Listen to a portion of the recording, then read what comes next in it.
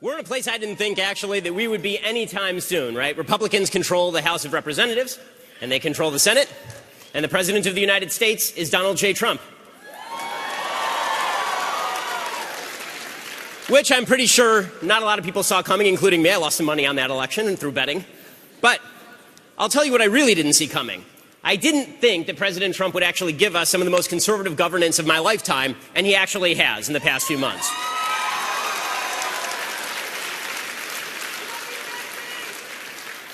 I'm talking about a fantastic new Supreme Court Justice, Neil Gorsuch. I'm talking about a historically good tax plan. I'm talking about the end of the individual mandate, serious regulatory cuts, the defeat of ISIS, the American embassy moving to Jerusalem. Most of all, of course, President Trump. Most of all, President Trump brought us one really fantastic thing. Hillary Clinton is not and will never be President of the United States.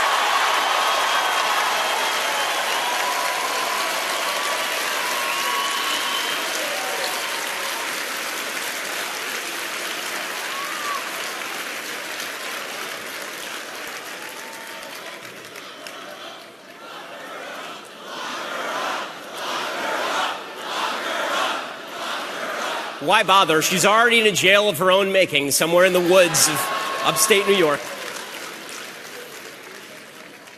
There's a reason the leftism is failing. And it's not just because Hillary Clinton was the worst candidate in the history of American politics, though she was. And it's not just because Barack Obama was a terrible president, though he was. It's because something bigger is actually happening. The media don't see it. Hollywood doesn't see it. The universities don't see it. Here is the big secret to conservative success in 2016 and beyond. The era of political correctness is over.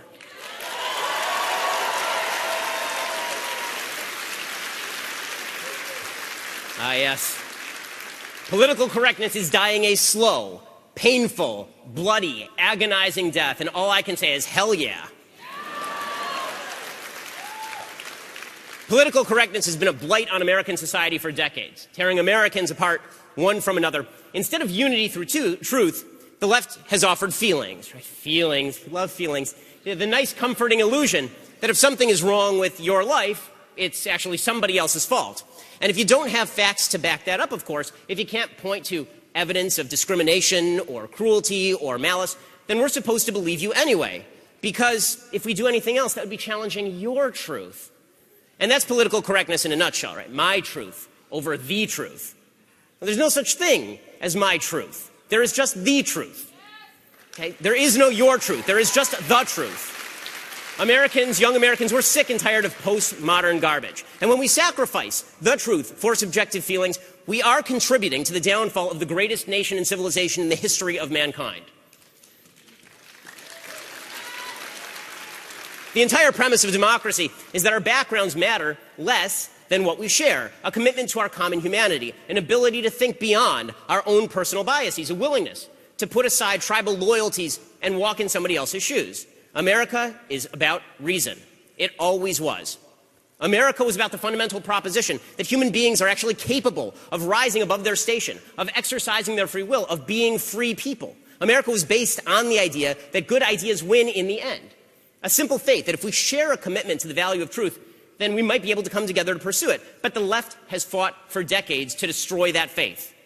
Political correctness, of course, is their tool. Now, that term is a term of Marxist orthodoxy. It was originally preached by mass murderer Mao Zedong and Soviet communist Leon Trotsky. Now, what originally PC meant was stifling attitudes that didn't forward the revolution.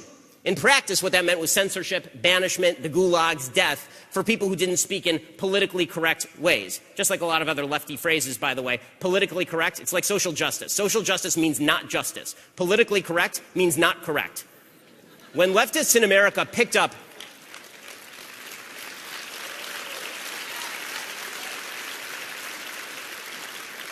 Now, when leftists in America picked up on the PC movement, they insisted that their goal actually wasn't to silence. It was instead to open up a new vista of viewpoints. Because here's the thing, America was so racist, so sexist, so bigoted, so homophobic, that alternative viewpoints couldn't be expressed in public.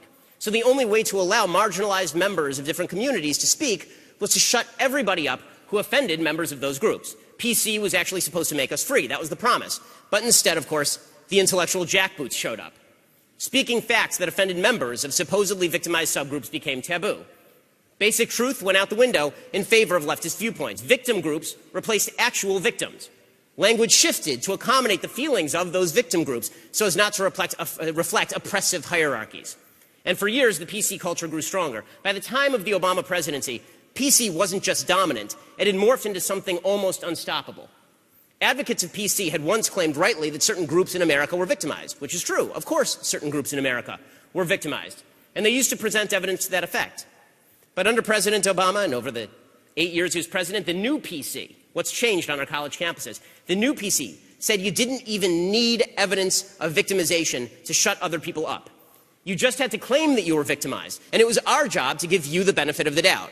And so a new form of PC was born, one that I'm sure all the college students in the room are familiar with. We're talking about the PC of white privilege, which is nonsense, and microaggressions, which is even worse nonsense, and trigger warnings, which is the worse nonsense than that, and safe space is the worst nonsense of all. The left said that all politics was about group identity. So if you're white and male, then your perspective is not your perspective as a human being, it's your perspective as a white male, the white male perspective. And if you're gay and black, then your perspective is not your perspective as an individual human, it's your perspective as a gay black person.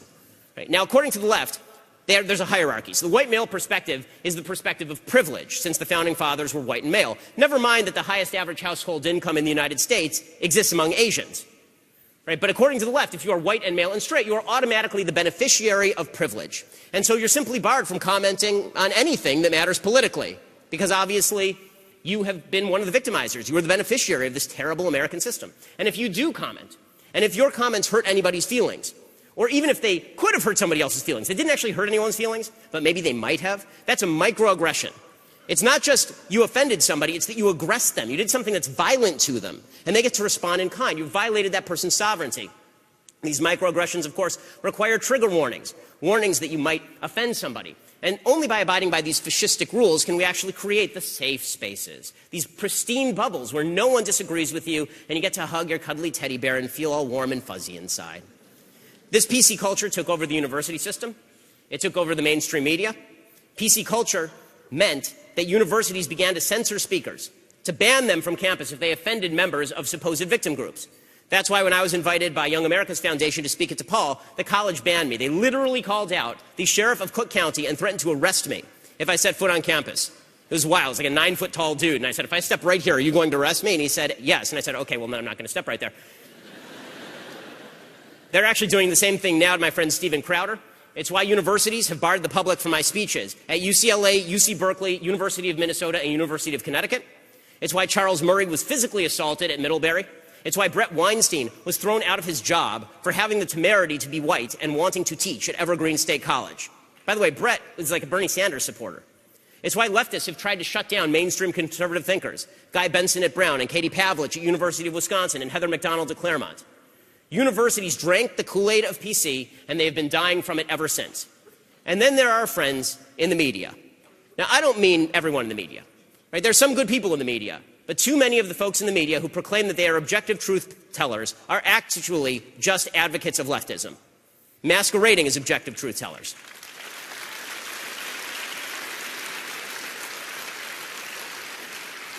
And these are the folks who have bought into PC culture maybe worse than even it is at the university level. These are the people who categorically refuse to use the term illegal immigrant to describe immigrants who cross the border illegally. These are the people who insist that a biological man is actually a woman if he says he is a woman. Hint, he is not. He is a dude.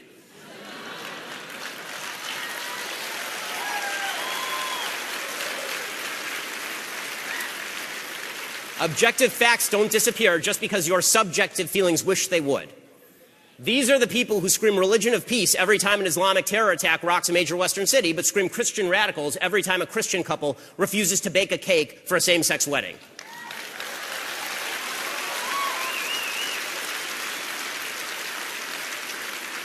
You want to know who the bigots are in America? It's these folks in the mainstream media are proclaiming their objectivity while they push their agenda. These are the people who suggest that you don't give a damn about children murdered in mass shootings unless you agree with their gun confiscation schemes. And I have a quick note here. 5 years ago, I was on CNN talking with my good friend Piers Morgan about this. And I accuse Piers Morgan of standing on the graves of the children of Sandy Hook in order to promote their political agenda. The media has not learned one thing. They have gotten worse. The media are lying about you. They are lying about me. They are intentionally dividing the country in order to promulgate a gun control agenda. And when the media say, this is a room filled with young conservative people. Now, raise your hand, young conservatives, if you care about the kids who were killed in Parkland. Hey, now, raise your hand if you also wish to preserve Second Amendment rights. Hey, you see, both things can go together, media.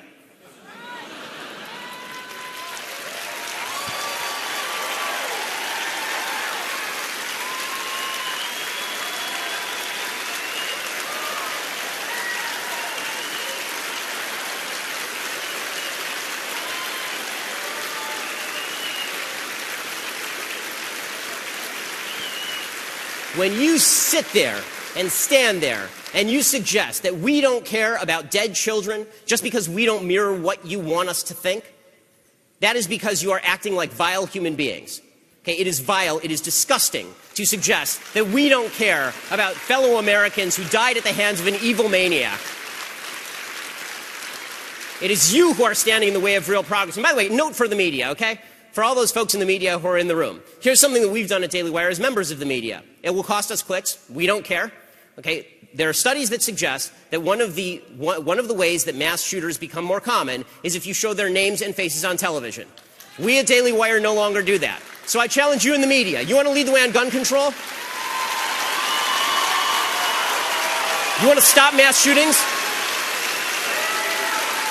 Put your ratings behind your morality.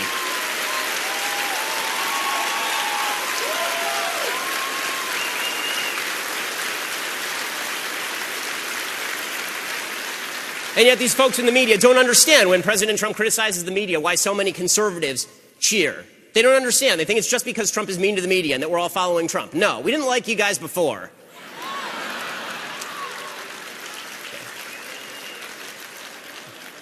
These are the people who remind us each and every day that America is a racist, sexist, bigoted, homophobic country while they take home their pretty large paychecks while living in the freest country in world history, all the while claiming they are objective truth tellers.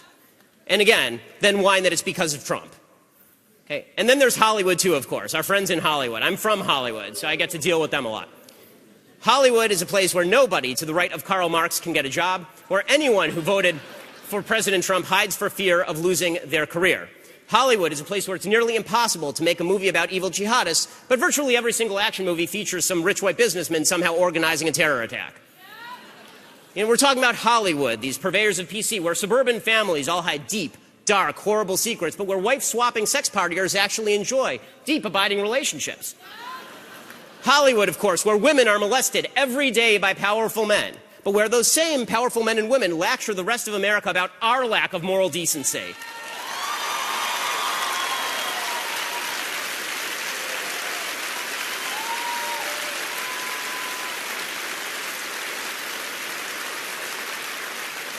Well, these folks I'm talking about, Hollywood, the universities, a lot of the folks in the media, not all of them, many of them in the media, these are the purveyors of political correctness, and they were winning. See, here's the thing. We Americans are by nature polite.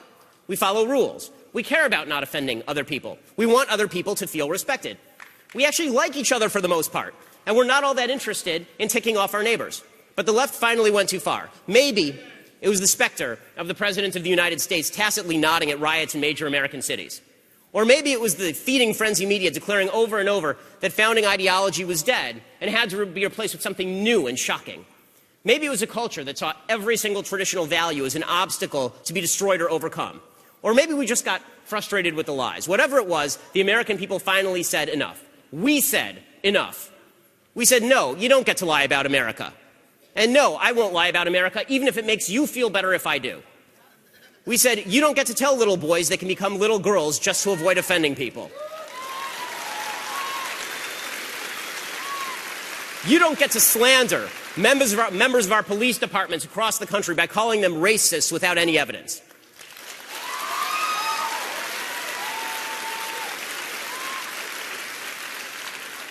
You do not get to claim, against all available evidence, that women are paid less for the same work.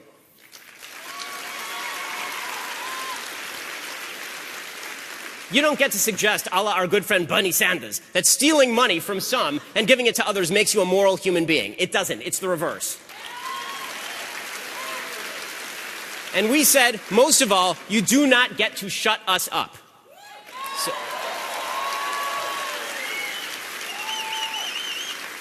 Well, what changed? The left finally pushed too far. Americans realized that we were being turned slowly but surely into weaklings. Older Americans realized their kids were being taught to play victim instead of thinking for themselves. They realized that children who think they're victims won't actually take control of their own lives. Right? Everyone in this room is capable of success. It's a free country. Everyone in America is capable of success if they apply themselves and if they follow some basic rules. Right? If they get a job, if they don't have babies before they're married, if they graduate high school. They do those three things, you will not live in permanent poverty in the United States. Younger Americans realized they were sick of being pandered to, that they didn't need to be told how rough they had it. They needed to be told they could accomplish anything in this, the greatest country in the history of the world.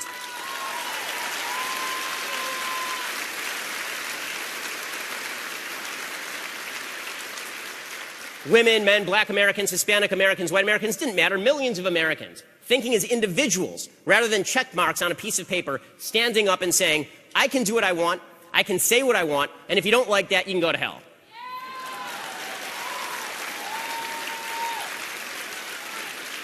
Now, the institutions don't like it.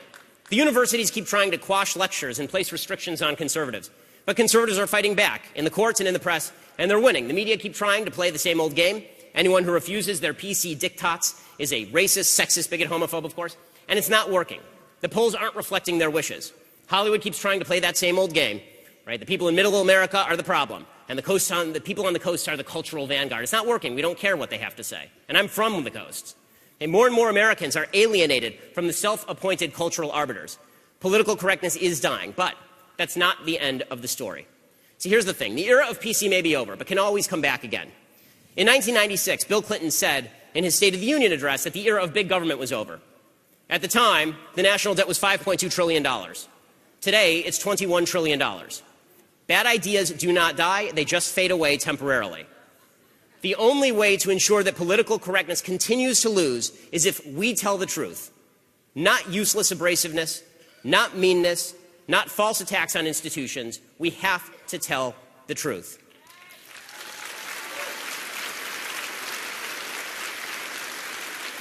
Now, listen, this is the hard part, right? This is the hard part. We can't become tribal. The easiest thing to do is attacking people who have been pushing PC.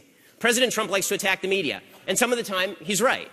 He's a hammer and the media are a nail, and that's great. But when President Trump complains that everything negative anyone has ever said about him isn't true, or when President Trump says he had the biggest inauguration crowd in history, or when the president says there were good people marching in Charlottesville, that is not him waging an effective war against PC. It is nonsense, it is immoral, and it actually helps those who push PC.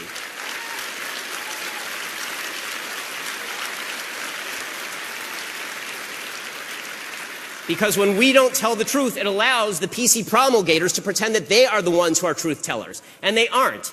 PC is about lies. We can never let the PC left masquerade as the truth tellers, which means we must always tell the truth. Every time we lie, we let them off the hook. We cannot fight the lies of PC with more lies. We can't fight political correctness by claiming victimhood without evidence. That makes us part of the politically correct culture. When they lie, let's call it out. Together, loudly, strongly. But let's not say stupid things just for the sake of melting snowflakes.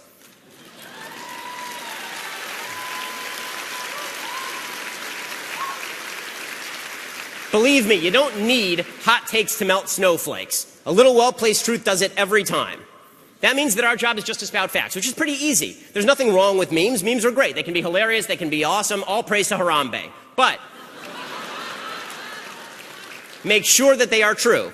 There's nothing wrong with poking fun at the left. Just make sure that what you say can be backed up with evidence. If we want to defeat the left, we don't need to offend them. They're offended by nearly everything anyway, up to and including you breathing sometimes. We need to show that they are liars and we are the truth tellers, and that means telling the truth about everything. It means that when our own side fails, we have to call it out.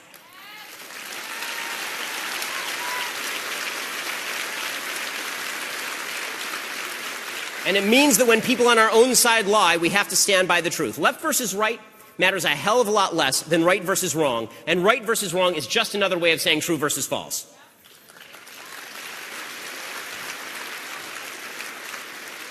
If we want to build bridges, if we want to emerge victorious, if we want to end political correctness and rebuild on the foundations that our forefathers fought and bled and died for, we'll need to stand with decency and with truth. And we can do it.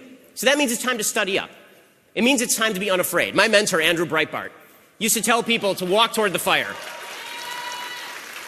We don't have to fear their slings and arrows because all of those things bounce off of the truth. We don't have to worry about charges of racism, sexism, bigotry, homophobia, because facts aren't racist, sexist, bigoted, or homophobic, and neither are we.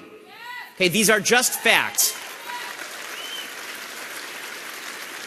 The facts are your shield. Decency is your sword. No more evidence-free victim mentality. No more subjective feelings trumping objective fact. No more silencing perspectives just because they make people feel bad about themselves. It is time today for truth and decency. If we stick with truth and decency, we will win. We'll win because the human soul does yearn for truth and it does respond to decency.